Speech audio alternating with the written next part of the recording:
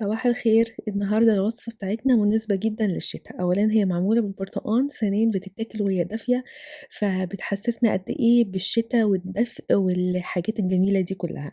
هاعمل معاكم النهارده براونيز البرتقان، كلنا عارفين البراونيز اللي هو بيبقى بالتشوكلت أو بالكاكاو بيبقى لونه بني، النهارده هاعمله معاكم بالبرتقان بنفس الفكرة بنفس كل حاجة، بيبقى moist من جوه وطري جدًا، fudgy أوي كده والكيكة طرية. كتير أوي مننا الفترة الأخيرة بقى موهوم جدًا بالكيكات المسقية أو الكيكات اللي هي الmoist الطرية جدًا، منهم كمان أطفالي ما بياكلوش أي كيكة ناشفة، لازم تكون مسقية حاجة أو طرية. النهارده الكيكة دي مش هنسقيها حاجة، هتبقى طرية منها فيها. أتمنى الفيديو عجبكم، لو حبيتوا الفيديو ما تنسوش لو تعملوا له لايك وشير، لو لسه مش مشتركين في قناتي أتمنى تنزلوا تشتركوا، سيبوا لي comment قولوا لي رأيكم، يالّا على طول نبدأ. أول حاجة هنحتاج البرتقان الزيست بتاع البرتقان أو اللي هو بَشر البرتقان، وأنا الحقيقة حبيت الفكرة دي إن أنا ماسكة المبشرة والمبشرة هي اللي فوق مش البرتقانة هي اللي فوق. الحركة دي حسيت إن هي سهلة وسهّلت عليَّ وخلّتني أشوف أنهي حتّة أنا باحاول أقطعها دلوقتي من قشرة البرتقانة عشان ما آخُدش الحتّة اللي لونها أبيض، عشان المفروض طبعًا إن إحنا ناخد الحتّة اللي لونها برتقاني بس عشان ما نحسّش بمرارة البرتقان. فحبيت بس أورّيكم في الأول طبعًا كلنا عارفين طريقة بشر البرتقان، بس حبيت أورّيكم. هنحتاج في الوصفة دي معلقتين بس من عصير البرتقان، فمش هنحتاج نعصر كتير ولا نتعب نفسنا، هُم معلقتين للوصفة نفسها، معلقتين كبار ومعلقتين صغيرين للجليس أو الطبقة اللي هنحطها للبراونيز من برّه، فهنحتاج تقريبًا كلّه على بعضه بتاع 4 معالق أو 5 معالق بالكتير. هنحتاج بالضبط نُص كوباية من الزبدة بدرجة حرارة الغرفة، هاحط عليها كوباية إلا ربع من السكر، ممكن تنزّلوها لنُص كوباية لو مش بتحبوا الحاجة مسكّرة أوي، يعني أنا كنت حاسة إن البراونيز ده شوية بالنسبة لي أنا طعمه مسكّر، فلو أنتم بتحبوا السكر قليل ممكن تنزّلوها لنُص كوباية. هاضيف عليهم بيضتين ومش هاحتاج إن أنا أحط فانيلا علشان إحنا حاطين البرتقان الزيست بتاع البرتقان وحاطين برتقان، فهو هيقضي على أي زفارة للبيض. هاضيف عليها بقى البشر ومعلقتين كبار من عصير البرتقان وهادّيهم تقليبة، يعني في كل مرحلة من المراحل دي هادّي التقليبة بالمضرب مش عايزة أضرب كتير، مش عايزة أدخّل فيها هوا، أنا عايزاها براونيز فمش عايزاها يدخل فيها هوا خالص. لو هتستخدموا المضرب اللي بالإيد وقادرين إن أنتم الخليط تمام خلاص أوكي. هاضيف عليها بقى كوباية إلا ربع من الدقيق وبرضه هانخله مهم جدًا علشان ما يكلكعش مني في الوصفة.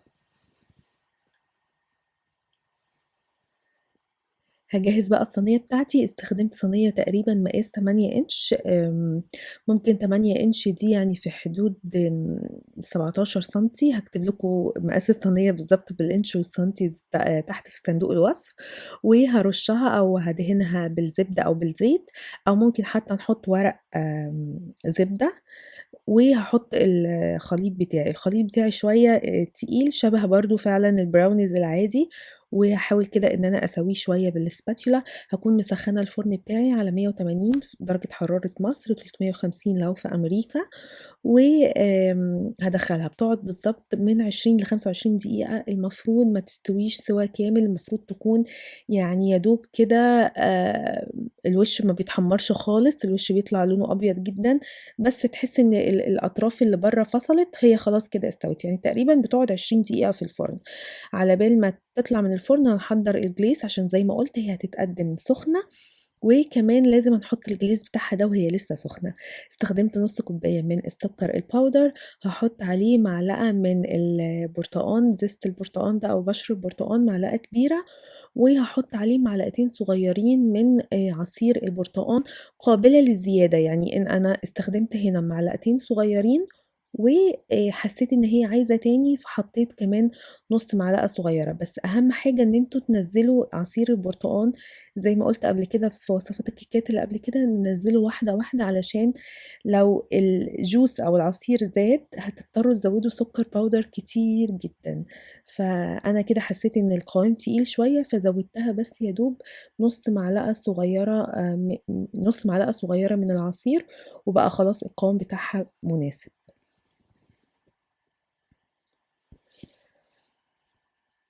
بُصّوا على القوام أنا عايزاه يبقى عامل كده بالضبط.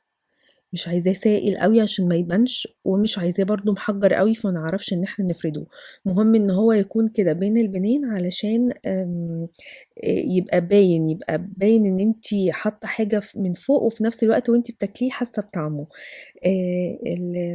البراونيز طلع وهافتحه كده هاخرّمه بشوكة، وبصوا زي ما قُلت لكم هو بيطلع لونه أبيض مش بتاخد لون من فوق خالص لإن هي مش كيك، هي بس يا دوب الحروف فصلت. هاحط بقى عليها الجليس وهي لسه سخنة علشان برضه تتشربه شوية ويبقى باين بقى عليه من فوق البرتقان زيست البرتقان ده أو بشر البرتقان، وبيبقى طعمها حلو جدًا، جدًا. يعني الناس اللي هيدوقوها هيبقوا مش عارفين هيقولوا هي دي كيكة برتقان والّا دي إيه بالضبط، ما بيبقوش عارفين إيه هي. آمم، بس طعمها حقيقي حلو جدًا، جدًا. الفيديو بتاعي خلص، أتمنى إن هو يكون عجبكم، حاولوا تاكلوها وهي سخنة، لو بردت سخّنوها شوية في الميكروويف، ممكن يتاكل كمان معاها آيس كريم زي البراونيز العادي، هيبقى طعمها حلو جدًا، آيس كريم فانيلا بيبقى مناسب أوي ليها. أتمنى إن الفيديو يكون عجبكم، لو حبيتوا الفيديو ما تنسوش لو تعملوا له لايك، أشوفكم إن شاء الله في فقرة تاني قريب، والسلام عليكم ورحمة الله وبركاته.